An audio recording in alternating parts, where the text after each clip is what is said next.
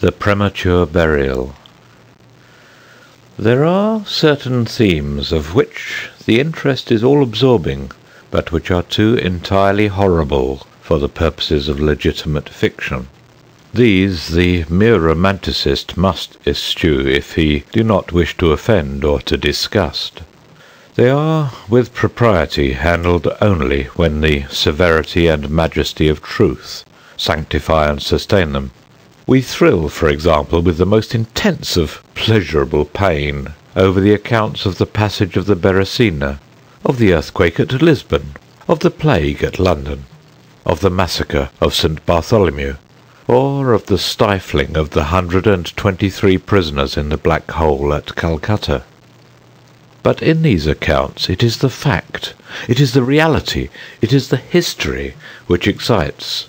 As inventions, we should regard them with simple abhorrence.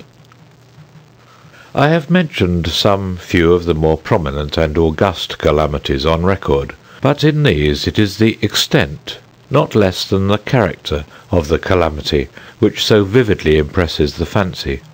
I need not remind the reader that, from the long and weird catalogue of human miseries, I might have selected many individual instances more replete with essential suffering than any of these vast generalities of disaster. The true wretchedness, indeed the ultimate woe, is particular, not diffuse. That the ghastly extremes of agony are endured by man, the unit, and never by man, the mass. For this let us thank a merciful God. To be buried while alive is beyond question the most terrific of these extremes which has ever fallen to the lot of mere mortality. That it has frequently, very frequently, so fallen will scarcely be denied by those who think. The boundaries which divide life from death are at best shadowy and vague. Who shall say where the one ends and where the other begins? We know that there are diseases in which occur total cessations of all the apparent functions of vitality, and yet in which these cessations are merely suspensions, properly so called. They are only temporary pauses in the incomprehensible mechanism. A certain period elapses, and some unseen, mysterious principle again sets in motion the magic pinions and the wizard wheels. The silver cord was not for ever loosed, nor the golden bowl irreparably broken. But where, meantime, was the soul? Apart, however, from the inevitable conclusion a priori that such causes must produce such effects, that the well-known occurrence of such cases of suspended animation must naturally give rise now and then to premature interments, apart from this consideration, we have the direct testimony of medical and ordinary experience to prove that a vast number of such interments have actually taken place. I might refer at once, if necessary, to 100 well-authenticated instances. One of very remarkable character, and of which the circumstances may be fresh in the memory of some of my readers, occurred not very long ago in the neighbouring city of Baltimore, where it occasioned a painful, intense, and widely extended excitement.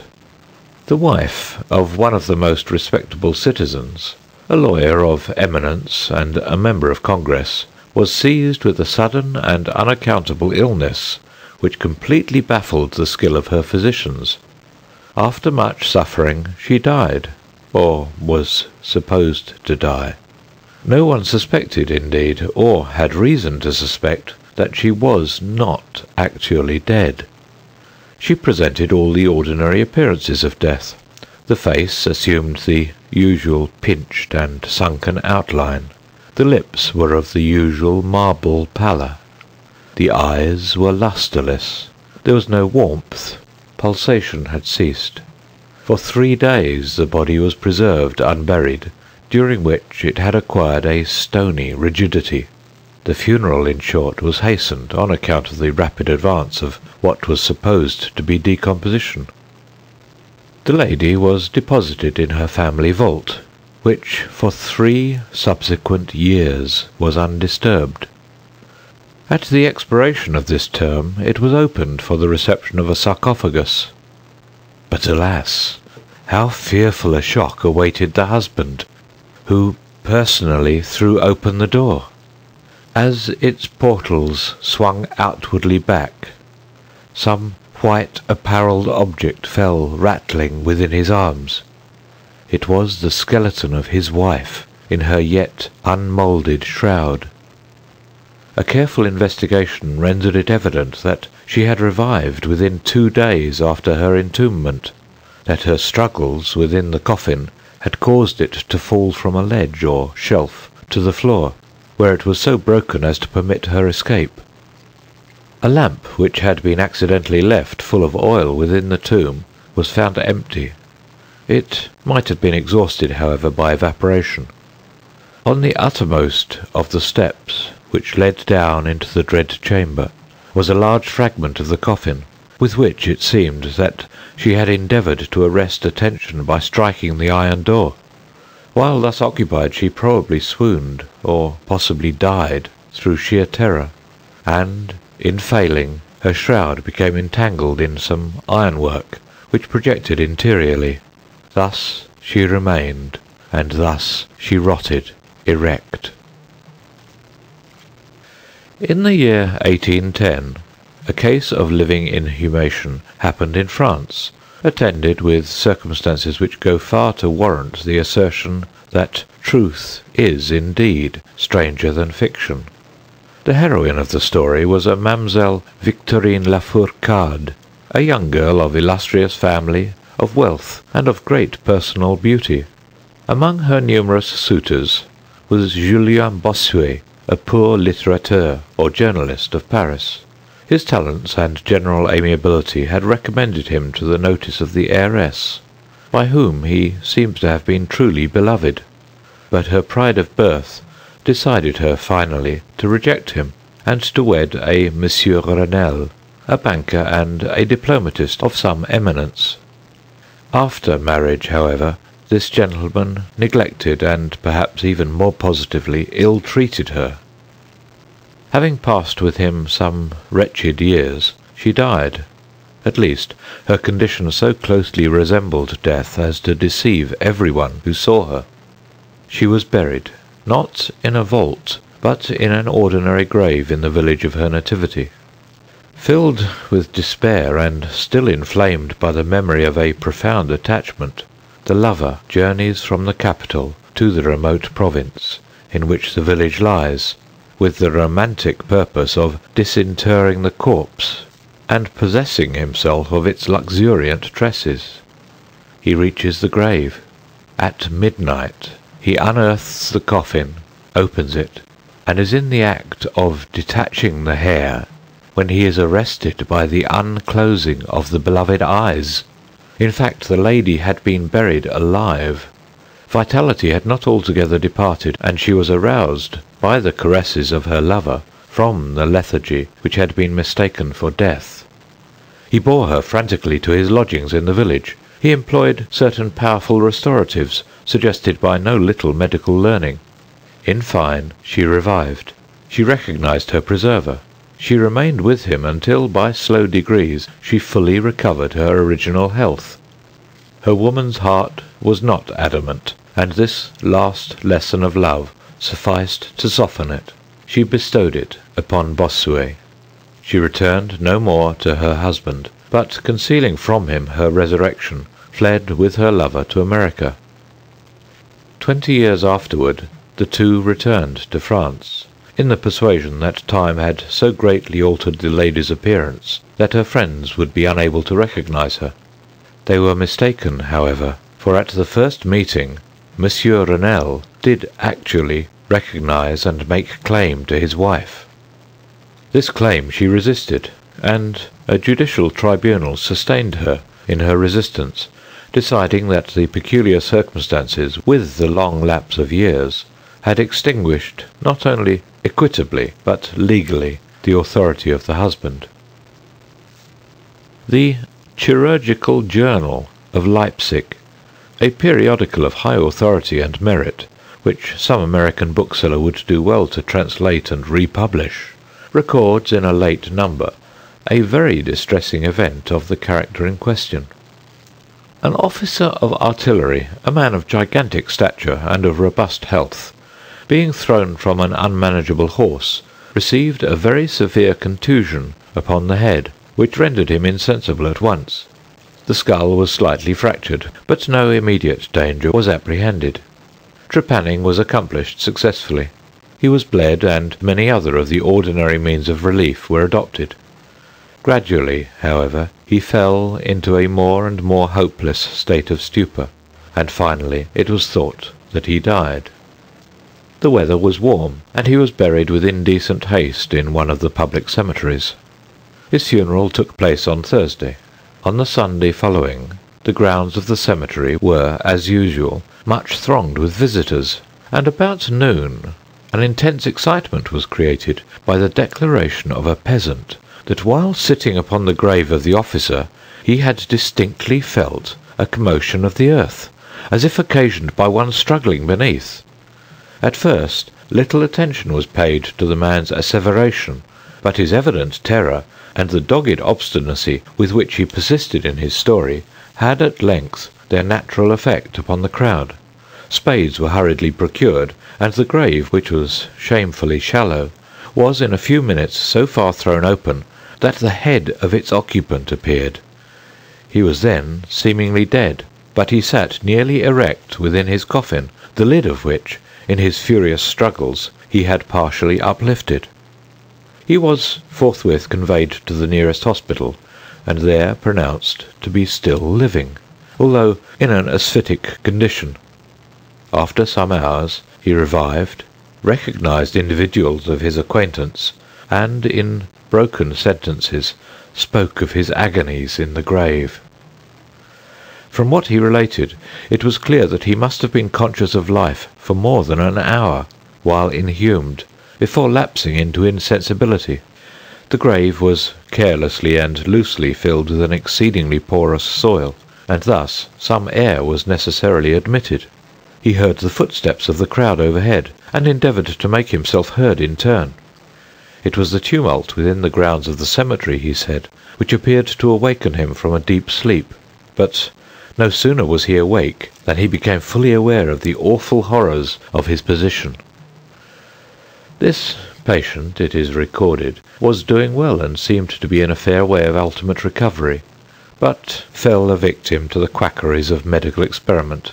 The galvanic battery was applied, and he suddenly expired in one of those ecstatic paroxysms which occasionally it superinduces.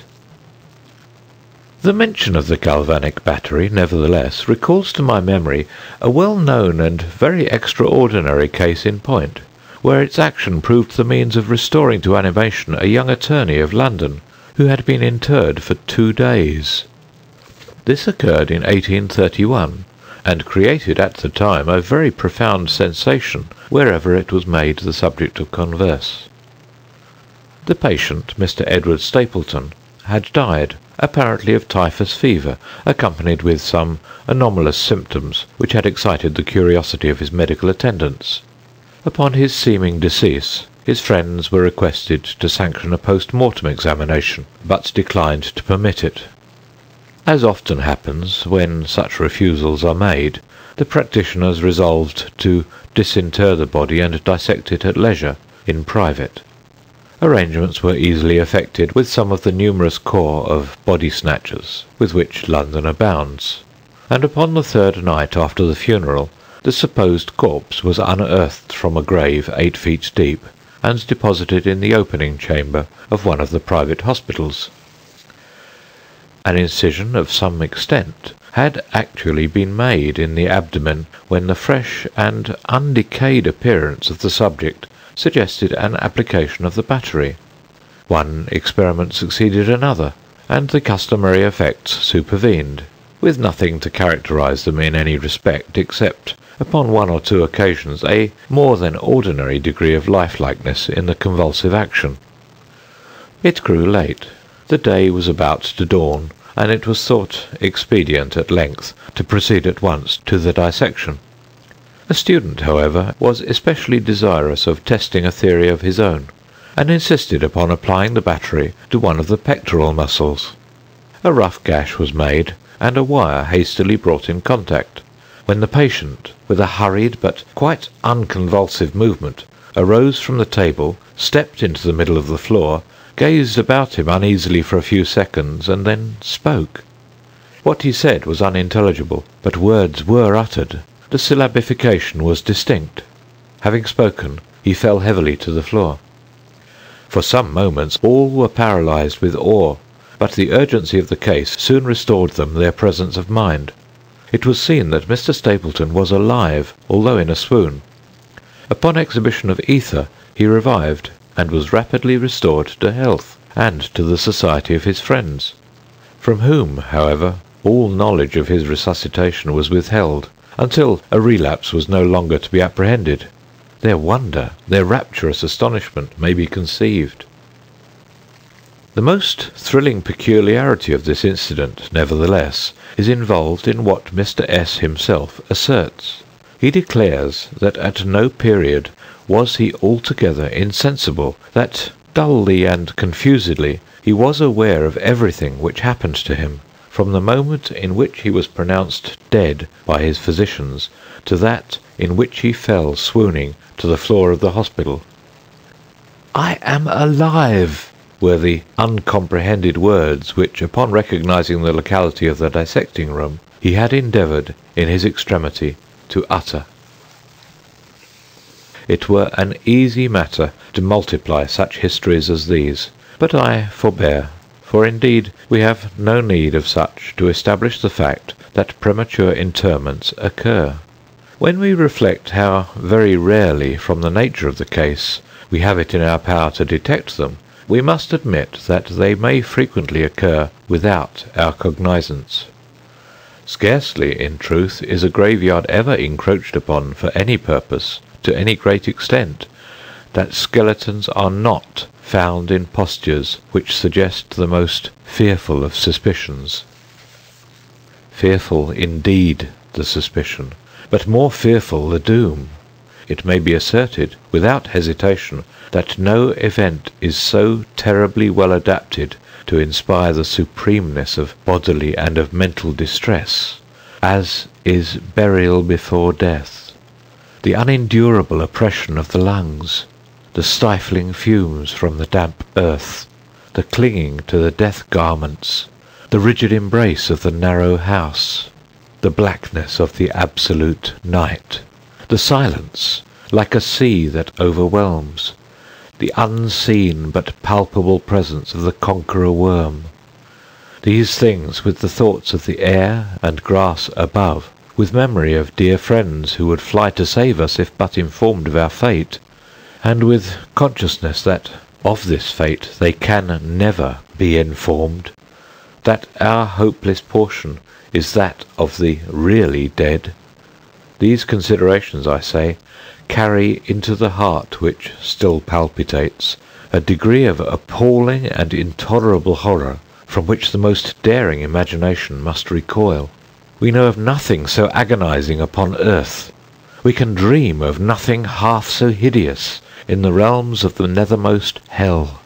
And thus all narratives upon this topic have an interest profound, an interest nevertheless which, through the sacred awe of the topic itself, very properly and very peculiarly depends upon our conviction of the truth of the matter narrated. What I have now to tell is of my own actual knowledge, of my own positive and personal experience. For several years I had been subject to attacks of the singular disorder which physicians have agreed to term catalepsy, in default of a more definitive title. Although both the immediate and the predisposing causes, and even the actual diagnosis, of this disease are still mysterious, Its obvious and apparent character is sufficiently well understood. Its variations seem to be chiefly of degree. Sometimes the patient lies for a day only, or even for a shorter period, in a species of exaggerated lethargy. He is senseless and externally motionless, but the pulsation of the heart is still faintly perceptible. Some traces of warmth remain, a slight colour lingers within the centre of the cheek, and upon application of a mirror to the lips we can detect a torpid, unequal and vacillating action of the lungs. Then again, the duration of the trance is for weeks, even for months, while the closest scrutiny and the most rigorous medical tests fail to establish any material distinction between the state of the sufferer and what we conceive of absolute death. Very usually he is saved from premature interment solely by the knowledge of his friends that he has been previously subject to catalepsy, by the consequent suspicion excited, and above all by the non-appearance of decay. The advances of the malady are, luckily, gradual. The first manifestations, although marked, are unequivocal. The fits grow successively more and more distinctive, and endure each for a longer term than the preceding. In this lies the principal security from inhumation.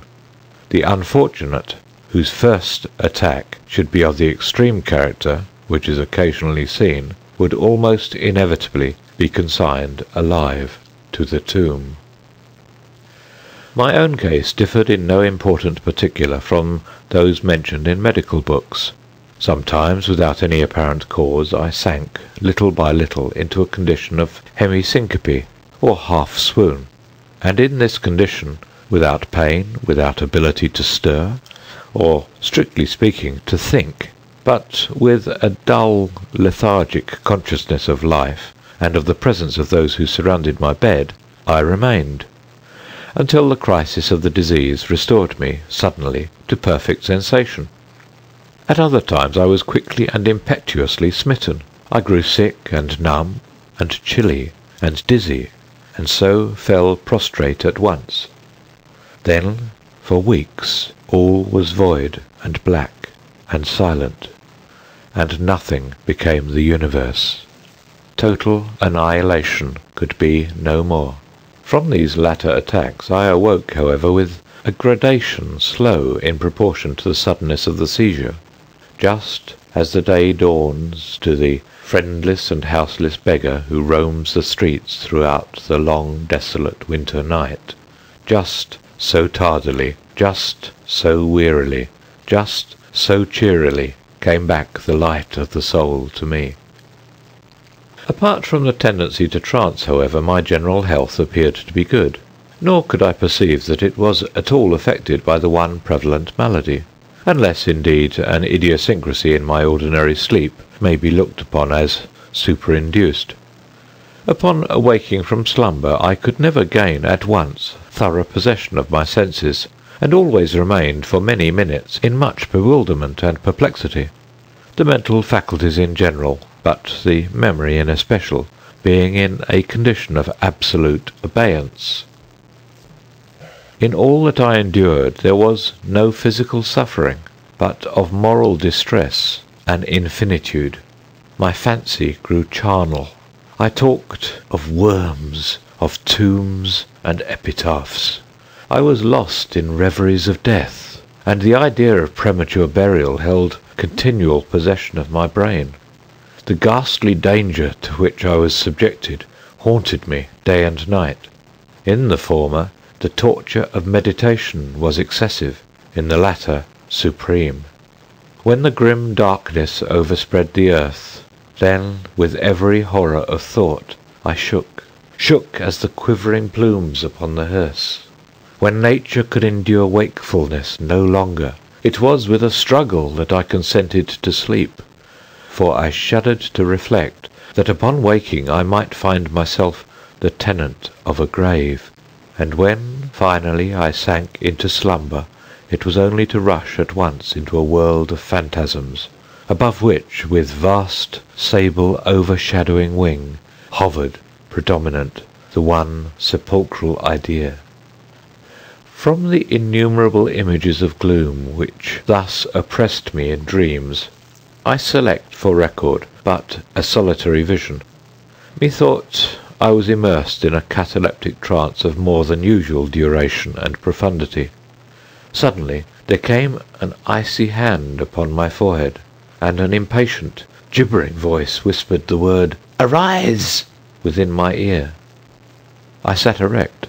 The darkness was total. I could not see the figure of him who had aroused me. I could call to mind neither the period at which I had fallen into the trance, nor the locality in which I then lay.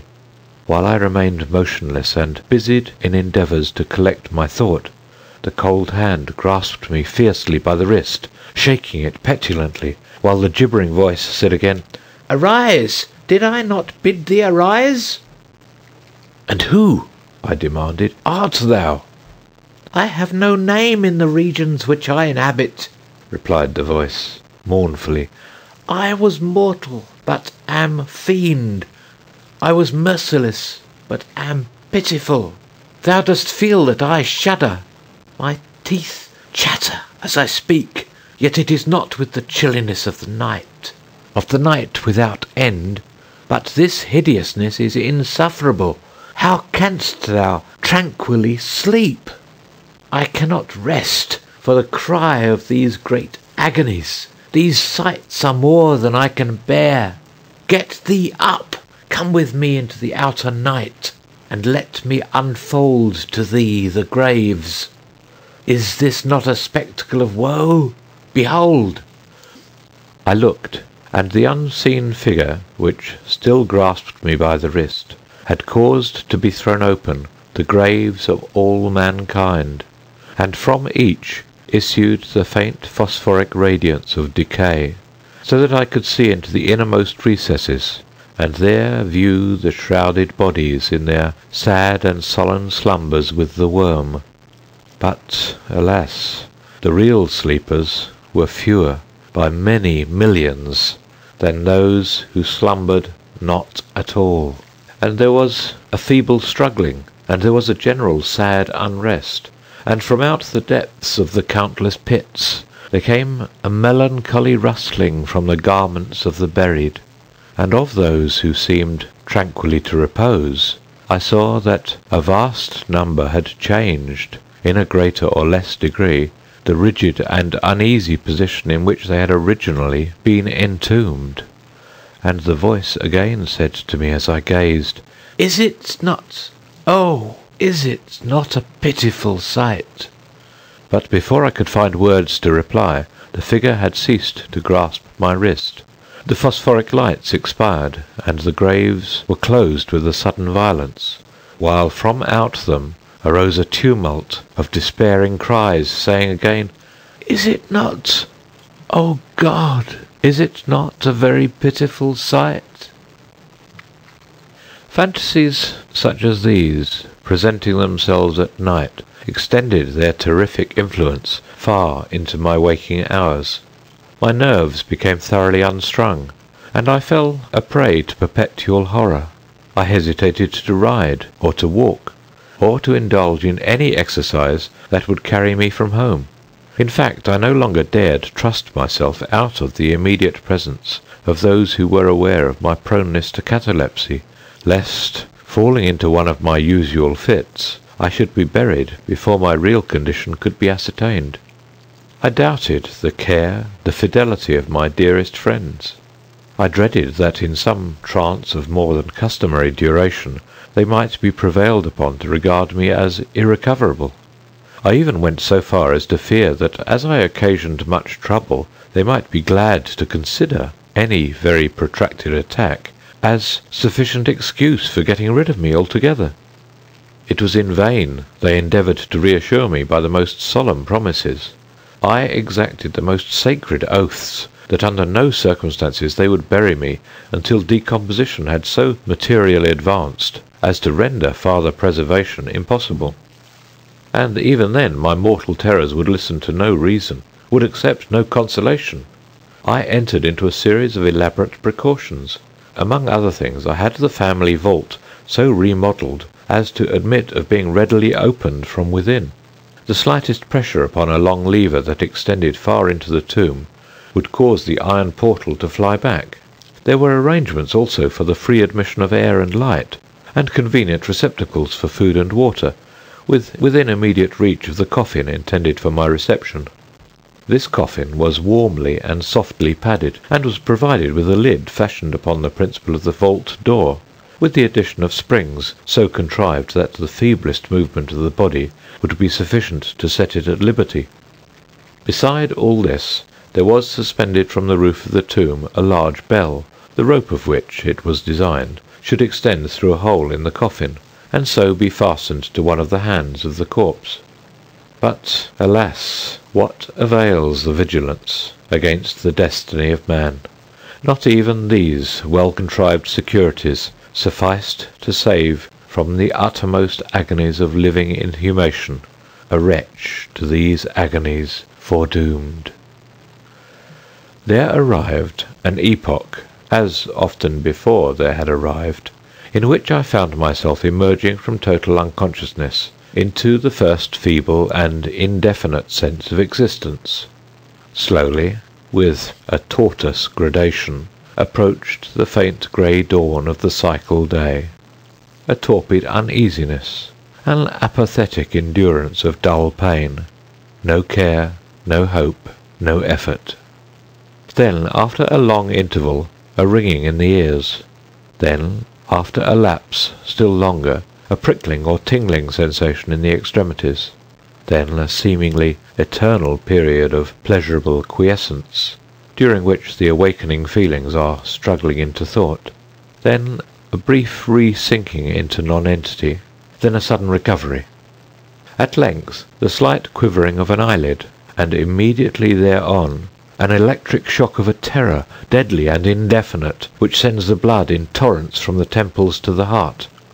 And now the first positive effort to think, and now the first endeavour to remember, and now a partial and evanescent success. And now the memory has so far regained its dominion that in some measure I am cognizant of my state. I feel that I am not awaking from ordinary sleep. I recollect that I have been subject to catalepsy, and now at last, as if by the rush of an ocean, my shuddering spirit is overwhelmed by the one grim danger, by the one spectral and ever-prevalent idea. For some minutes after this fancy possessed me, I remained without motion. And why? I could not summon courage to move. I dared not make the effort which was to satisfy me of my fate. And yet there was something at my heart which whispered me it was sure. Despair, such as no other species of wretchedness ever calls into being, despair alone urged me, after long irresolution, to uplift the heavy lids of my eyes. I uplifted them. It was dark, all dark. I knew that the fit was over. I knew that the crisis of my disorder had long passed.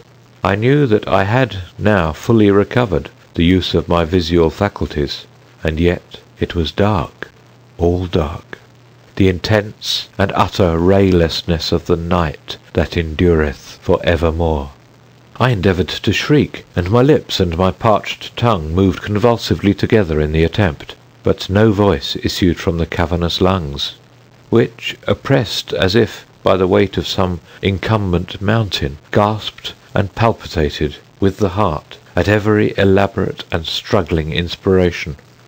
The movement of the jaws, in this effort to cry aloud, showed me that they were bound up, as is usual with the dead.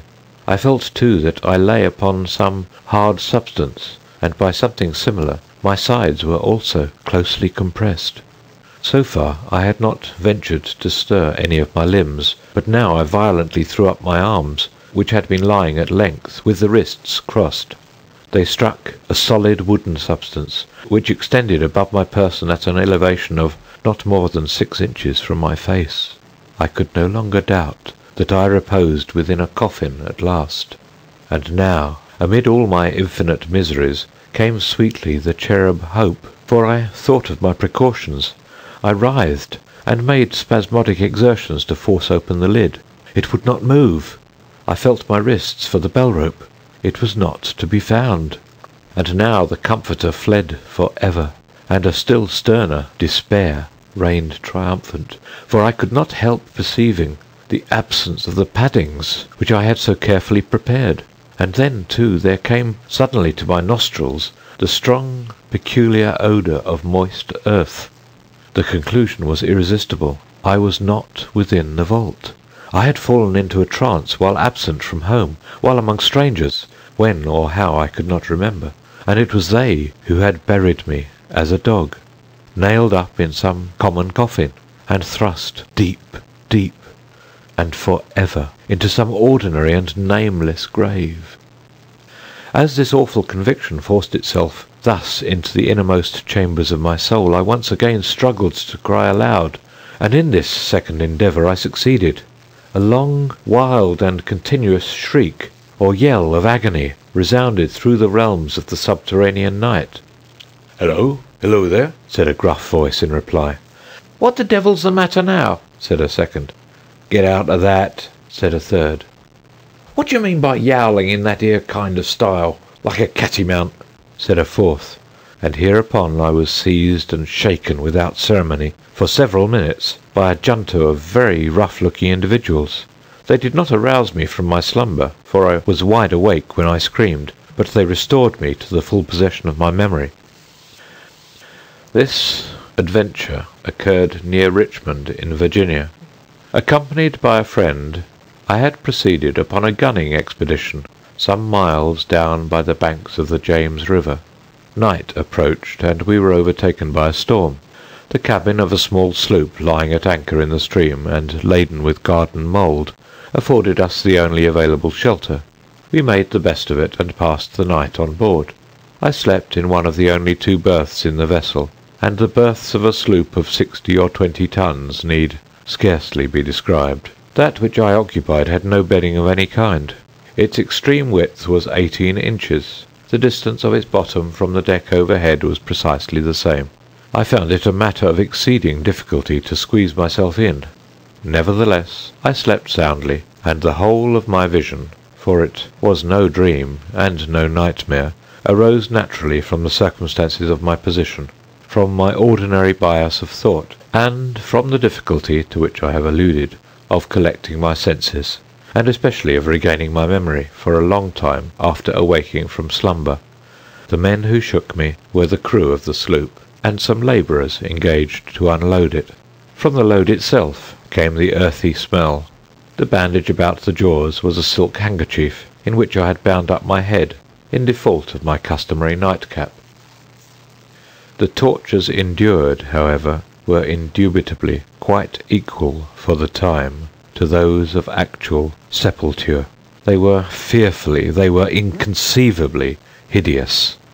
But out of evil proceeded good, for their very excess wrought in my spirit an inevitable revulsion. My soul acquired tone, acquired temper. I went abroad, I took vigorous exercise, I breathed the free air of heaven. I thought upon other subjects than death. I discarded my medical books. Buchan I burned. I read no night thoughts, no fustian about churchyards, no bugaboo tales such as this. In short, I became a new man, and lived a man's life. From that memorable night I dismissed for ever my charnel apprehensions, and with them vanished the cataleptic disorder, of which, perhaps, they had been less the consequence than the cause. There are moments when, even to the sober eye of reason, the world of our sad humanity may assume the semblance of a hell. But the imagination of man is no Carathis, to explore with impunity its every cavern. Alas, the grim legion of sepulchral terrors cannot be regarded as altogether fanciful, but, like the demons in whose company Afrasiab made his journey down the Oxus, they must sleep, or they will devour us. They must be suffered to slumber, or we perish. End of The Premature Burial.